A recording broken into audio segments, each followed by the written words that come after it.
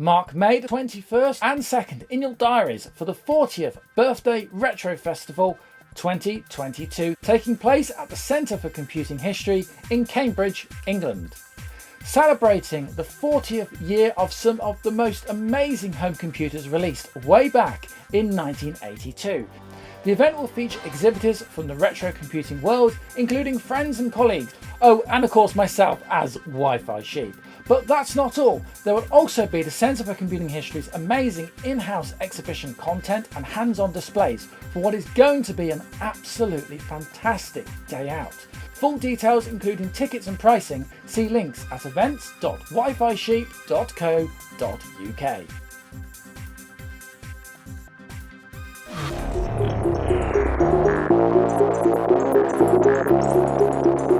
Hello everyone, welcome back to Wi-Fi Sheep with me, Tom, and today we're going to do something a little bit different. We're going to skip my main intro and we're going straight to looking at a few things I've picked up over the past month or so. Just to stress, all of this stuff I have bought myself, nothing here is sponsored, but I'll tell you what is sponsored. Do you have a need for reliable and cost-effective web hosting for your blog, business or personal website?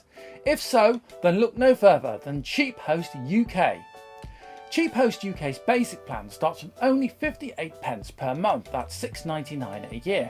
And if you're needing a little bit more, Cheap Host UK's premium packages start from just £1.41 a month or £16.99 a year, complete with a free .co.uk domain. New customers can also take advantage of an extra 10% discount when purchasing any first-time hosting, package or domain name from Cheap Host UK.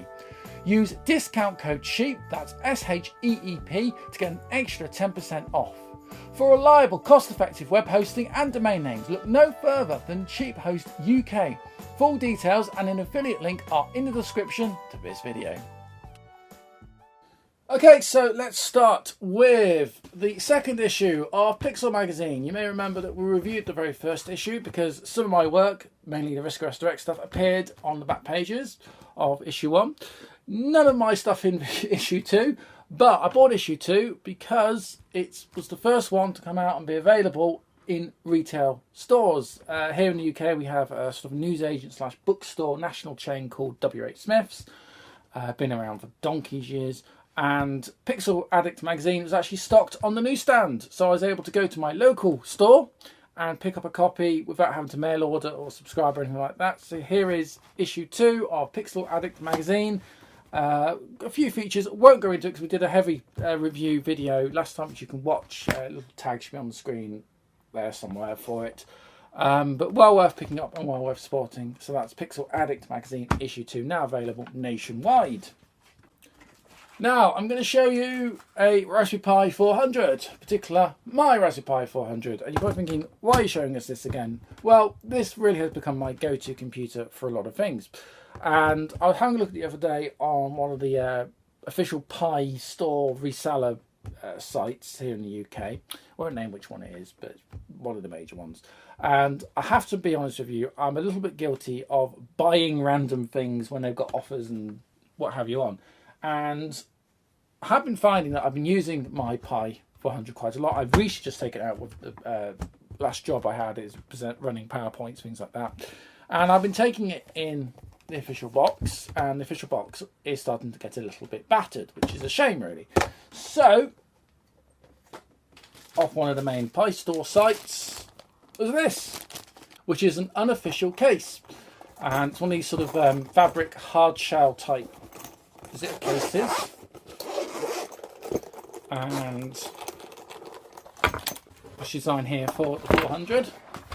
So 400 can go in, well, it's got a really nice padding on the inside. 400 can go in like that, and it has section here for the adapters and the cables, because I have done it before where I have taken this away, forgot that it's not standard full-size HDMI, and really messed things up. So it's nice to be able to kind of keep the cables and things for this together now, and I now have a nice protective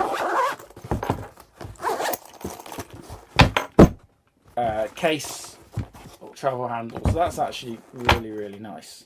Okay, Pi 400 back out again, because I've also bought something else when I was buying the case, which is this. Now, I've been using the 400 quite a lot for our Tiny Basic Computers project, and also I've used it most recently with the ESP, the TTGO ESP32 VGA card to flash. And one thing I was finding is that it's extremely difficult to deal here with the GPIOs. The 400 has the full GPIO, but nothing's labelled, and it's very easy to put stuff in backwards, even though here it is actually labelled as pin 1, but I still get it back to front. So, this is a simple breakout PCB.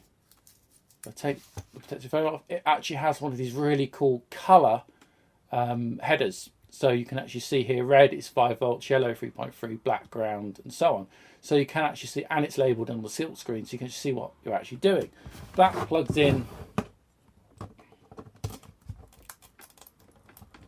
like that. There we go. Yeah.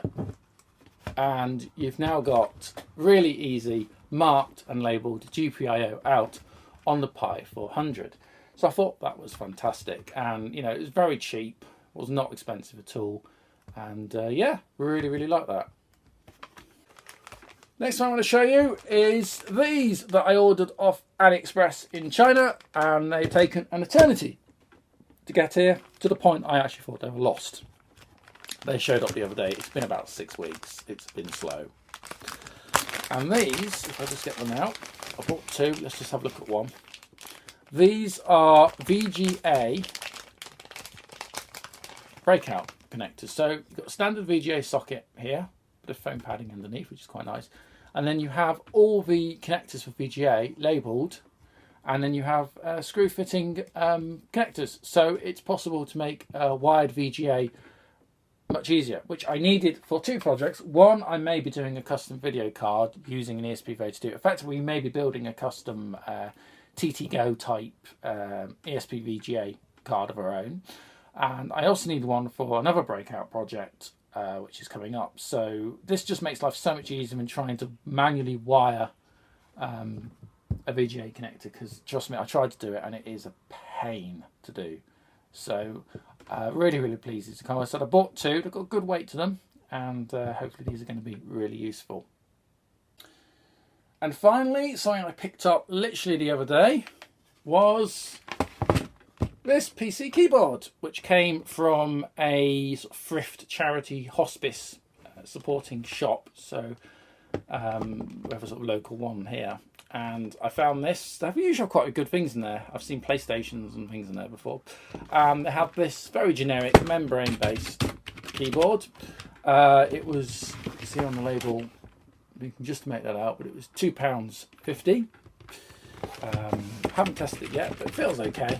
Again, it's quite light. But the reason I bought it was the connector, which is PS2, not USB. And these things are very useful, especially if you want to do anything with vintage or older PCs, or if, like what we're doing with ESP32 or our own Tiny Basic Computers Arduino project, a lot of the keyboard interfaces are PS2 still, not USB. So picking up actual PS2 keyboards, especially this cheap, is a bit of a no-brainer. So I just thought, you know, what the heck, let's buy it, and it should be alright. It feels okay, and I checked the feet are intact. They are. Sometimes the feet are broken off on the back. Argos value range, so it's not an expensive keyboard. You can tell it's quite cheap, but it's alright. And being PS2 compatible, yeah, that should be really useful. So there we go, there's a bunch of super random bits. Hope you enjoyed the video. Just thought I'd show these off, just as, you know, stuff I've been collecting at the time.